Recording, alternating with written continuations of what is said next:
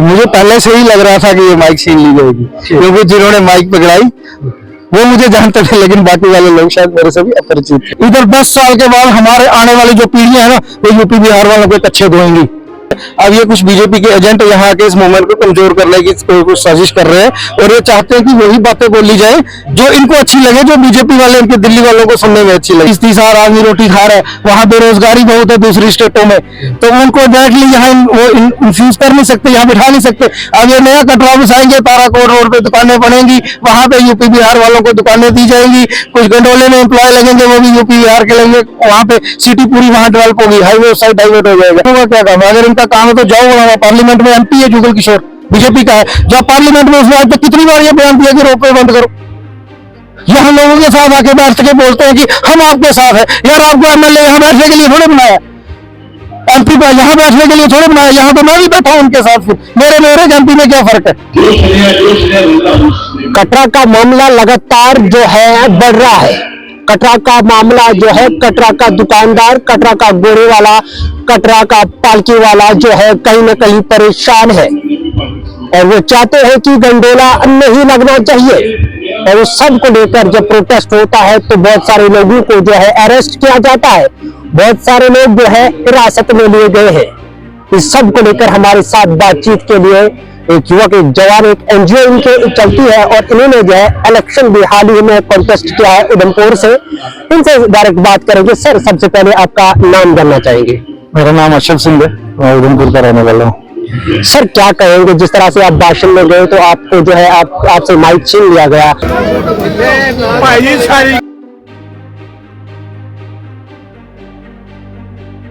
एक मिनट, वो सारा आपको बताया गया कि आप वो बातें बोलो, ये गंडोला के बारे में बात करो और दूसरी बातें मत करो। आपने क्या कुछ बातें बताई, जरा बताइए। मेरिया गल्लां कोड़ियां मैं बोलता कि नहीं। नहीं, सच्चाई बड़ी कड़वी होती है, सुनना कोई नहीं सच। अगर सच्चाई सुनने की ताकत है तो अशोक सिंह बोलेगा, नहीं तो एक बारी माइक असली बोलना आज अपने कस्टमर करो माइक करो जो बोलना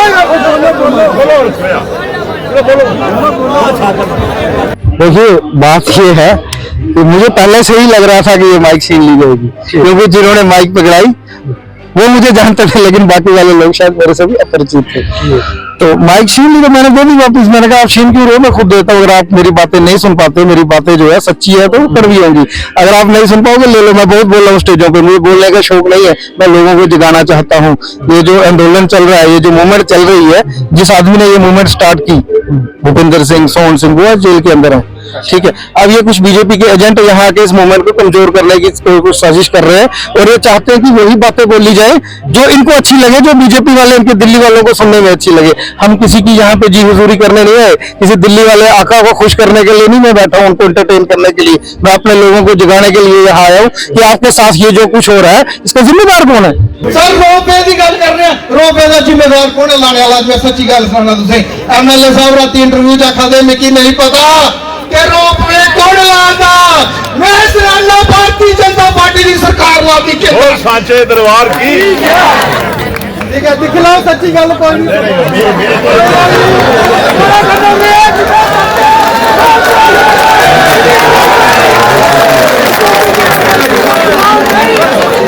इसका जिम्मेदार है वो केंद्र में बैठी भारतीय जनता पार्टी की सरकार, क्योंकि श्राइन बोर्ड, एलजी, जितना सब है ये पूरी यूटी ही सेंटर के अंदर है। सर, इसको ऑपरेट कौन कर रहा है? मिनिस्ट्री ऑफ होम अफेयर्स, जिसको डायरेक्टली अमित शाह लीड करता है।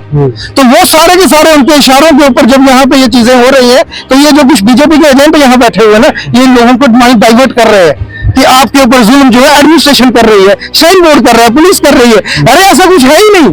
पुलिस तो अपनी ड्यूटी कर रही है ढंग से। देखो, एक जो नौकरी कर रहा है, पुलिस का आदमी है, फौज का जवान है, पुलिस का, उसका सबसे पहला जो कर्तव्य, जो उसकी रिस्पॉन्सिबिलिटी है, वो अपनी जॉब के प्रति वफादार होना। वो अच्छे से कर रहे हैं। उनको ऊपर से हुक्म आते हैं लोगों के ऊपर डंडे चलाओ, वो चलाते हैं। उनको हुक्म आया अरेस्ट करो, वो कर रहे हैं। श्राइन बोर्ड गंडोला लगा रहा है, किसके हुक्म से लगा रहा है? केंद्र सरकार के हुक्म से। अब देखो, अगर हम एक आपको मिसाल देता हूँ, आप कुत्ते को लाठी मारोगे ना, कुत्ता उस लाठी को अटैक करता है। जब आप एक शेर को लाठी मारोगे ना, वो लाठी पे अटैक नहीं करता, वो देखता है लाठी आ कहां से रही है। तो अटैक वहां पे होना चाहिए, यहाँ से ये जो सारे जुल्म हो रहे हैं। मैं कहता हूँ जलाओ ना अमित शाह का पुतला यहाँ पे सुबह। जलाओ ना, मैं केंद्र सरकार का पुतला, यहाँ पे एलजी का पुतला जलाओ ना, अगर आप वाकई चाहते हो उनसे लड़ना है। ये ऐसे चापलूसी करके लड़ाइयां नहीं लड़ी जाती, लड़ाइयां लड़ने के लिए दम रखना पड़ता है, झुकना नहीं पड़ता किसी के आगे। और सबसे बड़ा जिम्मेदार है हमारे लोग जो बीजेपी में आज तक बैठे हुए हैं। ये एक बड़ी, ये सिर्फ रोप वे बहुत मसला नहीं है, ये एक साजिश है एक नया कटरा शहर बसाने की। हाईवे आएगा ताराकोट के पास, वहीं पे उन्होंने पूरी जमीनें ले ली है या लेने की तैयारी में है, वहीं पे होटल बनेंगे, वहीं पे गेस्ट हाउस बनेंगे और सब पागड़ियां वहां से यूपी बिहार से लाए जाएंगे, वो यहाँ पे बसाए जाएंगे। जो पैदल यात्रा करने वाला होगा वो ताराकोट से चला जाएगा, रोड उधर तक जाएगा, और जो नहीं चल सकता पैदल वो वहीं से रोप वे पे जाएगा। ये एक ओल्ड कटरा बन के रह जाएगा। ये बहुत बड़ी साजिश है और ये लोगों को समझ में नहीं दी जा रही। ये बीजेपी के एजेंट लोगों को डाइवर्ट कर रहे हैं माइंड कि आपकी एडमिनिस्ट्रेशन दुश्मन है।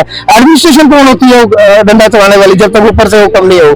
मैं आपको एक आदमी था ना, वो किसी के पास काम करता था, बहुत बड़े लाले के पास, तो वो लाला एक दिन गया, वो 2-3 बार उसकी माँ को गालियां दे गया, लाला जो था उस आदमी का।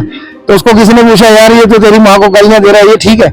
अरे नहीं, वो तो गलत रहा, लेकिन मैं लाले को छोड़ नहीं सकता क्योंकि मेरा पेट इसी से भर रहा है। तो ये वही है, अपने लाला को खुश करने के लिए अपनी माँ को गालियां दिलवाएंगे, लेकिन उस बीजेपी से इस्तीफा कभी नहीं देंगे। ये वो गद्दार लोग हैं। यहाँ एमएलए भी भाजपा का है, एमपी भी भाजपा का है। मैं डोगरी समझा मैंने सारे लोग कही कि तुझे सोचा सारा प्रधानमंत्री भी बीजेपी का, सारा एमपी भी बीजेपी का, सारा एमएलए भी बीजेपी का, तो सारा चेयरमैन भी कर रहा था बीजेपी का। और सारी 5 उंगलियां क्यों चली हुई है? वो क्यों करने कराइए ना, मुंडी के गर्म कराइए चली हुई, लत्ता ऊपर हुई है, उन्हें दिखावे उड़ा के सारे करने इनमें करने के आगे कुछ नहीं होगा। इधर 10 साल के बाद हमारे आने वाली जो पीढ़ियां है ना, वो यूपी बिहार वालों के कच्चे धोएंगी। इधर 10 साल के बाद हमारे आने वाली जो पीढ़ियां है ना, वो यूपी बिहार वालों के कच्चे धोएंगी। मैं आपको 10 सालों में हमारी नस्ल चेंज हो जाएगी, यहाँ की ब्रीड चेंज हो जाएगी, रिश्तेदारियां यहाँ। आप देखो पूरे JNK में जॉब्स की अगर हम बात करें, कोई भी यहाँ के जॉब अप्लाई कर सकता है। सिर्फ 4th क्लास की पोस्ट जो है वो डोमिसाइल के लिए रखी गई है, और डोमिसाइल उन सब का बन गया जो यहाँ 10-12 साल से रह रहे हैं। उसमें NHPC के एम्प्लॉयज हैं, चिनाब टेक्सटाइल मिल्स के एम्प्लॉय हैं, KPS KV स्कूलों में जो टीचर काम कर रहे हैं उनके एम्प्लॉय बच्चे हैं। उसके बाद जो पावर ग्रिड के अंदर उनका 60-70 हजार बच्चा डोमिसाइल हो गया, जो KV स्कूल में पढ़ रहा है, APS में पढ़ रहा है, प्राइवेट स्कूलों में पढ़ रहे हैं, 4th क्लास जॉब के लिए वो भी एलिजिबल हो गए।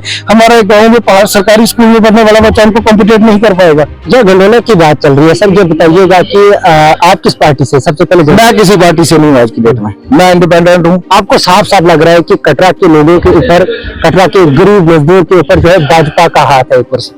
भाजपा का हाथ नहीं, भाजपा का हाथ इनको खत्म करने के लिए इन्होंने देखा 20,000 आदमी यहाँ पे एम्प्लॉयड है, 20-30 हजार आदमी रोटी खा रहा है, वहां बेरोजगारी बहुत है दूसरी स्टेटों में, तो उनको डायरेक्टली यहाँ वो इन्फ्यूज कर नहीं सकते, यहाँ बिठा नहीं सकते।